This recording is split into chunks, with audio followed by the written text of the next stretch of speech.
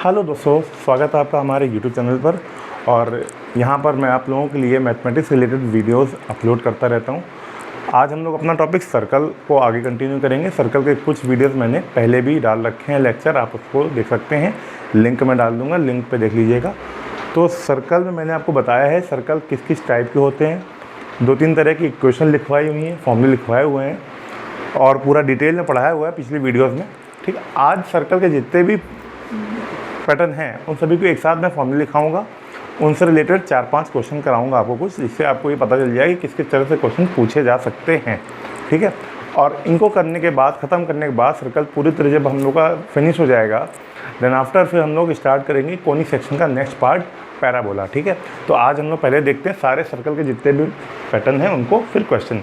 Circle सबसे पहले मैंने सर्कल का सबसे पहला पैटर्न आपको सिखाया हुआ है। ये एक सर्कल है जिसका सेंटर क्या ले लिया मैंने, सी या ओ कुछ भी ले सकते हैं, और एक पॉइंट पी ले लिया जिसके कोऑर्डिनेट x, y है, इनके बीच की डिस्टेंस ले ली मैंने r, और डिस्टेंस r जो ये ली हुई है o से p तक की, इसी OP को बोलते हैं बच्चों रेडियस ऑफ सर्कल।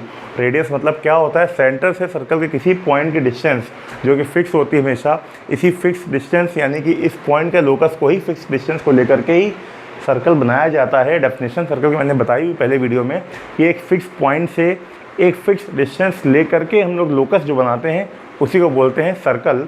यानी कि ये जो O से P तक की जो डिस्टेंस है, this is radius of circle, और ये क्या है OP, यानी O सेंटर कोऑर्डिनेट हम लोग अगर ले लें H के, तो फर्स्ट इक्वेशन ऑफ सर्कल आपके पास क्या थी, इक्वेशन ऑफ, मैं सारे फॉर्मूले एक साथ लिख रहा हूँ यहाँ पे लिख के, इक्वेशन ऑफ सर्कल जिस टाइप के 3-4 फॉर्मूले सब एक साथ लिख रहा हूँ, उनको आप कहीं पर नोट करना चाहें तो नोट कर सकते हैं। फिर उस फॉर्मूले से रिलेटेड क्वेश्चन की बात करेंगे। Equation of circle of centre h, k। ठीक, सबसे पहली इक्वेशन थी सर्कल की, equation of circle of centre h, k and radius r ले लें, तो इक्वेशन होती है x माइनस h का whole square, y minus k का whole square equal to radius square. ये फर्स्ट टाइप ऑफ सर्कल है। क्लियर कि अगर आपको सेंटर h के दिए, रेडियस r दिए और पॉइंट p के कोऑर्डिनेट x y हैं, तो इक्वेशन ऑफ सर्कल होगी x माइनस h का whole square plus y minus k का whole square equal to r square, right. Second, इसी में मैंने बताया था कि अगर सेंटर एच को 0-0 कर दिया, या सेंटर के कोऑर्डिनेट चेंज हो सकते हैं कुछ भी, अगर ये सेंटर कोऑर्डिनेट 0-0 लेकर के चल रहे हैं हम लोग, सपोज दैट सेंटर कोऑर्डिनेट 0-0 लिए, तो ये आपका चेंज होकर क्या आ जाएगा। तो इसी पे मैं पार्ट कर लिख दे रहा हूँ, ये पार्ट 1 है, part A and part B. If h, k becomes 0-0 that is origin, it means equation of circle is become x minus 0 मतलब x ही रहेगा, that is x square plus Y square equal to r square. Clear है, okay. तो equation of circle when centre is h, k, then equation of circle आपकी ये आएगी x minus h का whole square, y minus k का whole square equal to r square. If h, k become 0-0 that is origin, इसका मतलब centre of circle अगर आपके 0-0 और ओरिजिन हो जाए, तो इक्वेशन ऑफ सर्कल क्या हो जाएगी, x square plus Y square equal to r square. थोड़ा सा इस वीडियो में मैं जल्दी चीज़ें कवर कराऊंगा, क्योंकि ये चीज़ें सारी पहले भी पढ़ा चुका हूँ। एक उसका रिकैप आपको दिखा रहा हूँ एक साथ, सारे इक्वेशन ऑफ सर्कल और क्वेश्चन, जिससे कि आपको पूरा एक साथ में मिल जाए। ठीक है, फिर आपकी नेक्स्ट इक्वेशन मैंने आपको क्या लिखाई है, इन दोनों को आप नोट करना चाहें तो नोट कर लें। थर्ड इक्वेशन एक और यहाँ लिख रहा हूँ। थर्ड क्या है, फर्स्ट 2 पार्ट हो गए। सेकेंड, स्टैंडर्ड फॉर्म या जनरल फॉर्म ऑफ सर्कल आपका इस फॉर्म में होता है x square plus Y square plus 2gx plus 2ay plus c equal to 0। Okay student, अब स्टूडेंट ये जो इक्वेशन ऑफ सर्कल है ये जनरल फॉर्मेट है। अगर आपको केवल एक ही इक्वेशन याद है, सपोज दैट कभी ऐसे ही, वैसे तो सारी आप पढ़ लेंगे तो बहुत बेनिफिट मिलेगा। अलग अलग तरह के क्वेश्चन में उन पैटर्न को लगाएंगे, डायरेक्ट आंसर आएगा, आपका प्रॉब्लम नहीं होगी सोल्यूशन करने में।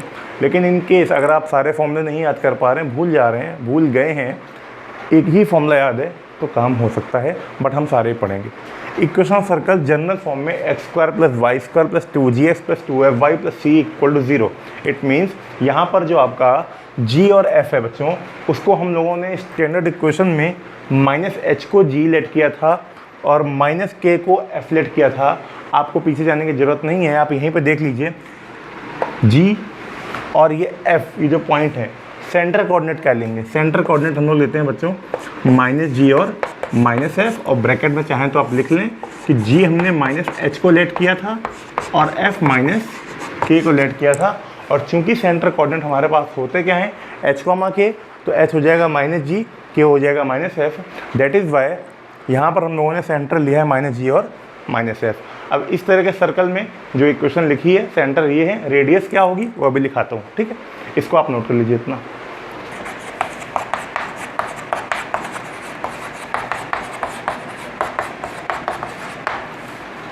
अब ये स्टैंडर्ड, ये जनरल इक्वेशन ऑफ सर्कल है। यहाँ पर मैंने अभी आपको बताया कि सेंटर कोऑर्डिनेट की बात करेंगे जब हम लोग, तो ये होते हैं -g और -f। और रेडियस की बात करेंगे तो रेडियस बच्चों लिखवाई गई है आपको, r = √g² + f² - c। Clear है? और आगे यूनिट, क्योंकि रेडियस यूनिट में आती है, मीटर है, सेंटीमीटर, तो उसको वहाँ पे हम लोग यूनिट डाल देंगे। नेक्स्ट, फिर इसके बाद थर्ड जो है equation of circle in parametric form, है ना, जहाँ पे पेरीमीटर थीटा को लिया गया था और वहाँ पर इस तरह से किया गया था कि x - h का whole square plus y - k का होल स्क्वायर = r² है, बट पेरीमेट्रिक फॉर्म में थी, पेरीमीटर थीटा को लिया गया था। इस तरह से कुछ फिगर बनाया हुआ था मैंने, अगर ध्यान हो आपको, ठीक है, जहाँ पर ये r है तो ये r cos थीटा हॉरिजॉन्टल है और परपेंडिकुलर को r sin थीटा लिया था। In that case x - h, ये पूरी वैल्यू जो होती है वो r cos थीटा का काम करती है, तो वहाँ पर x आता है h + r cos थीटा ये, और अगर इसकी बात करें तो ये होता है r sin थीटा।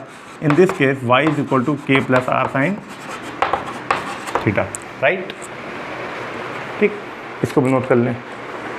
नाउ अब एक लास्ट फॉर्मेट बचता है हमारा। लास्ट फॉर्मेट क्या है इक्वेशन ऑफ सर्कल का?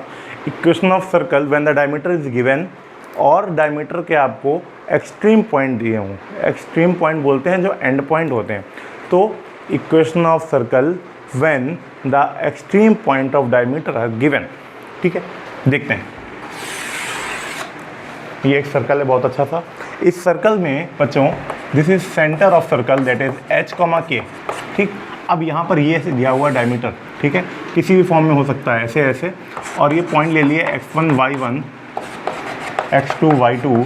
प्रूफ मैं नहीं कराऊंगा बिकॉज प्रूफ मैंने पीछे वीडियोस में, प्रीवियस जो वीडियो सर्कल के प्रॉपर डाले हुए हैं वहाँ पर मैंने प्रूफ इसका कराया हुआ है। इक्वेशन ऑफ सर्कल जब ये डायमीटर के फॉर्म में होगा, क्या है थोड़ा सा ऐसे बता दे रहा हूँ।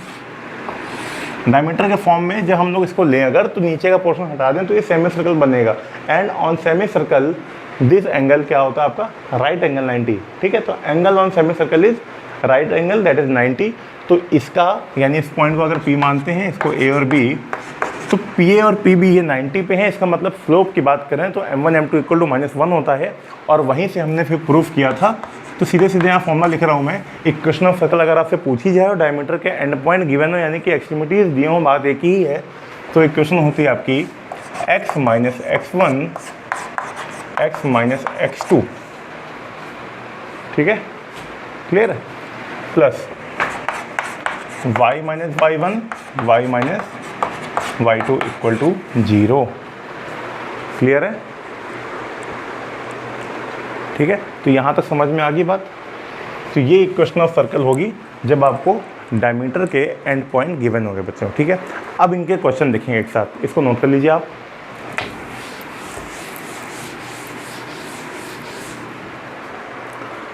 ठीक दोस्तों, आप क्वेश्चन देखते हैं।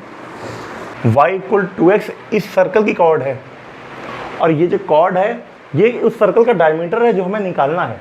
यानी अगर हम किसी तरह एक काम ये करें कि इस कॉर्ड के एंड पॉइंट निकाल लें, ठीक है बच्चों, ध्यान से सुनिए, हम एक काम ये करें, इस कॉर्ड के एंड पॉइंट निकाल लें, तो वही एंड पॉइंट उस सर्कल जो हमें निकालना है उसका डायमीटर के एंड पॉइंट होंगे।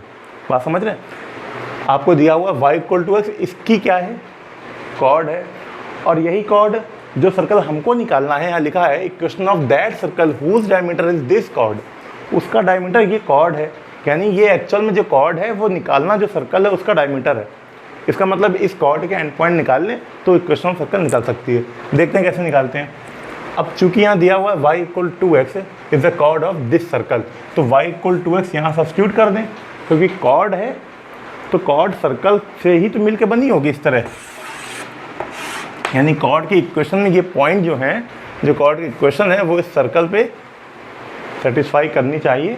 यानी कि y इक्वल टू एक्स यहाँ पे रखें हम लोग, तो ये बनेगा X square plus 4x square equal to 10x, that is 5x square minus 10x equal to 0, that is 5x x minus 2 equal to 0, x equal to 0,2। x की एक वैल्यू 0 है और एक वैल्यू 2 है। x की वैल्यू 0 लेते तो y बच्चों कितना आएगा, 0, 0 पे 0 है और 2 पे 4 है। तो पॉइंट हमारे पास क्या मिल गए हैं, एक पॉइंट मिला है बच्चों 0,0 और एक मिला है 2,4।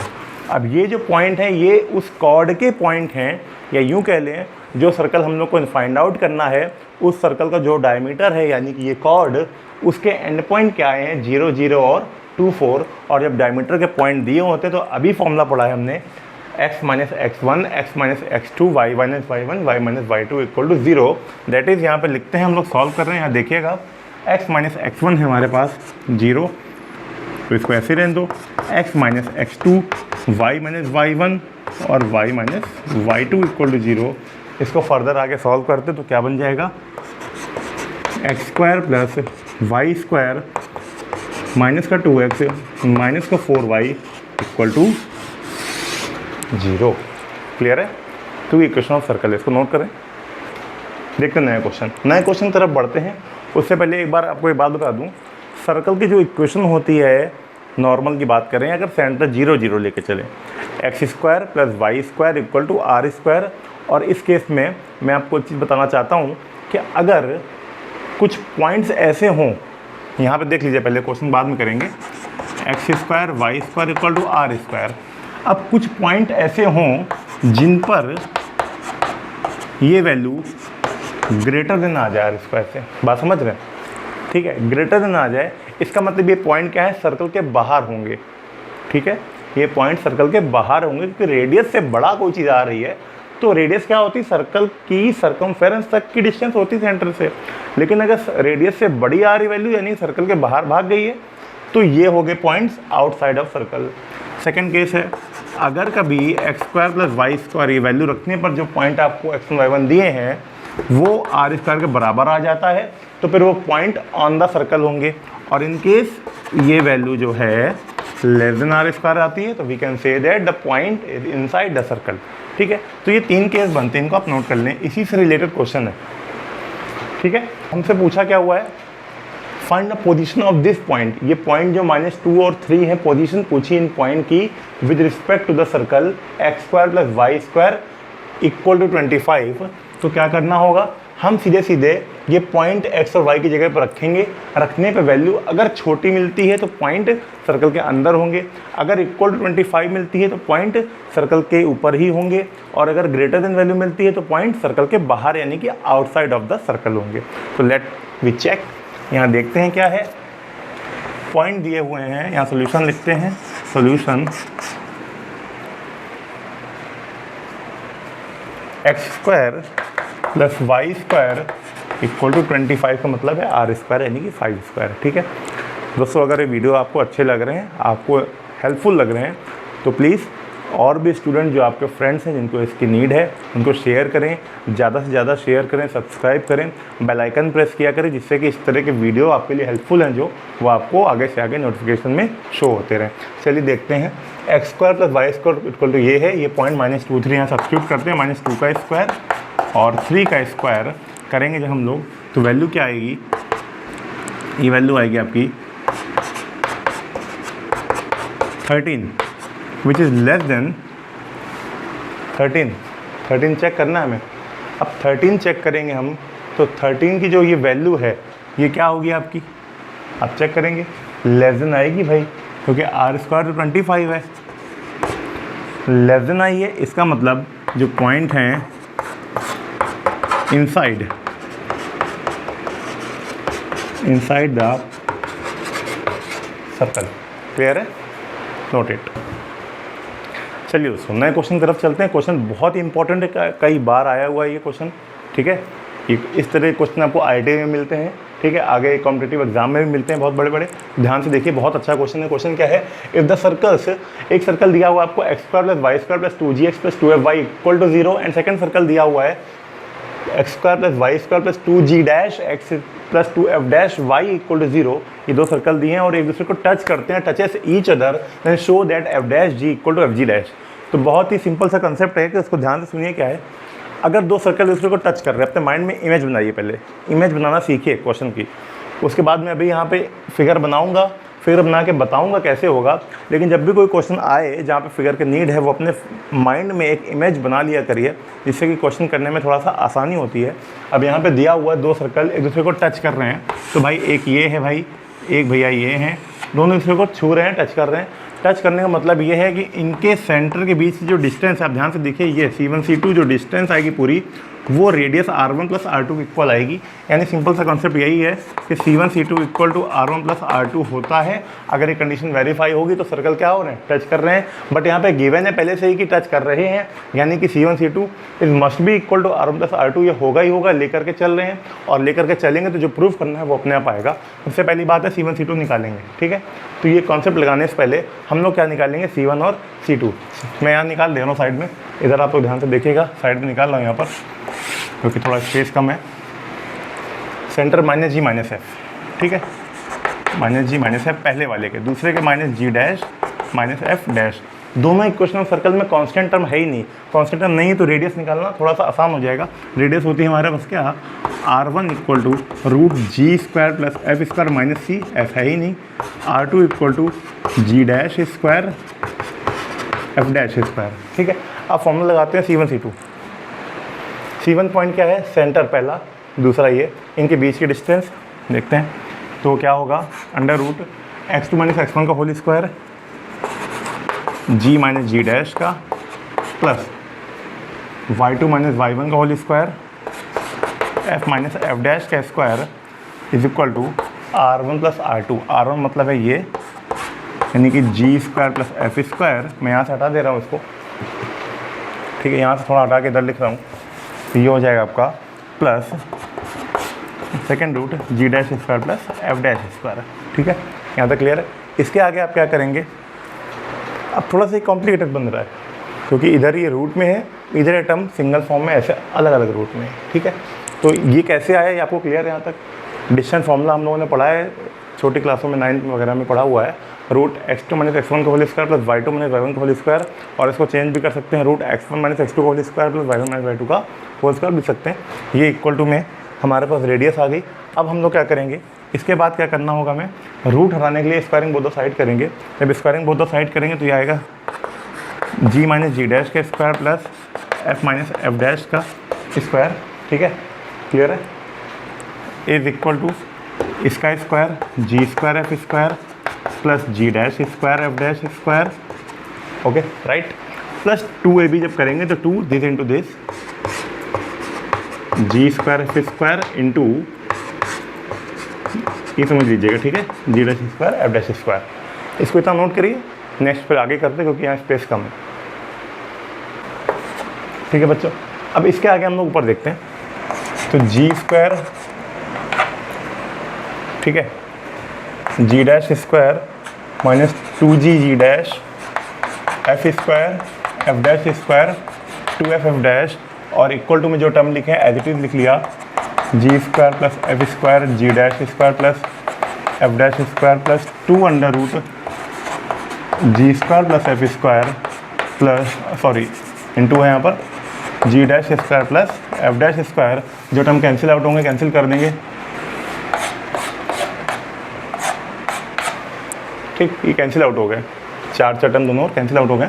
इधर आपका बचा माइनस 2g डैश, तो 2 कॉमन ले सकते हैं हम लोग माइनस में, तो जी डैश प्लस एफ डैश, और इक्वल टू में बचेगा आपका ये 2 टाइम, और अंडर रूट में जो भी टर्म है ये g square plus F square और multiply g dash square plus f dash square. बच्चे इसको 2 से 2 कैंसिल कर सकते हैं ना, अगेन स्क्वायर दोनों रूट हटाना है हमें से यहाँ से, तो अगेन क्या करेंगे, स्क्वायरिंग बोथ द साइड, इधर होगा होल स्क्वायर हो जाएगा जी डैश का स्क्वायर प्लस एफ डैश का square plus 2g dash f dash, इधर स्क्वायर रूट हटेगा दोनों का, तो स्क्वायर हटने के बाद मल्टीप्लाई करा के जो डायरेक्ट वैल्यू आएगी मैं वो लिख रहा हूँ यहाँ पर, तो जी ये आएगा जी डैश स्क्वायर प्लस, नीचे हटा देता हूँ थोड़ा सा स्पेस नहीं है, जी डैश स्क्वायर और plus g square F dash square plus F square g dash square plus f f dash का square. Now again cancel f f dash. ठीक है, अब जो बच रहा है उसको हम लोग रख ले रहे हैं। थोड़ी देर के लिए आप इसको ऐसे ट्रीट करिए। यहाँ पर दिया हुआ है 2g डैश एफ डैश और जी स्क्वायर एफ डैश, इन सब टर्म को एक साइड ले लेते हैं। तो g square F dash square plus F square g dash square plus minus 2g dash f dash equal to 0। Clear है?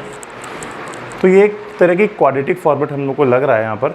ठीक है, अब हम लोग को जो लाना था, लाना क्या था चेक कर लेते हैं एक बार। हाँ, F G dash equal to F dash G. अब यहाँ पर देखते हैं क्या बन रहा है, A square B square minus 2a की जगह हो गया जी और एफ डैश और बी ए, यानी कि a माइनस बी का होल स्क्वायर। ठीक है, देखते हैं a माइनस बी का whole square equal to 0। That is यहाँ से बच्चों वैल्यू क्या आ जाएगी, जी एफ डैश को एफ डैश जी लिख दें क्योंकि इस फॉर्मेट में लाना था, और ये हो जाएगा F G dash. Hence prove.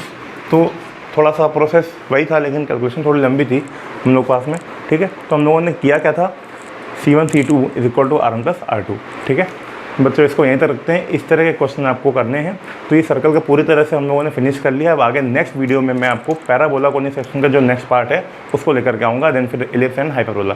तो आज की वीडियो यहीं तक रखते हैं। वीडियो अगर अच्छी लगे इसको शेयर करिएगा। ठीक है, बेल आइकन जरूर प्रेस करें, और इस तरह के जितने भी वीडियोज़ आएंगे उनको नोटिफिकेशन आपको मिलता रहेगा। ठीक है, थैंक यू सो मच। आज के लिए इतनी, थैंक यू सो मच।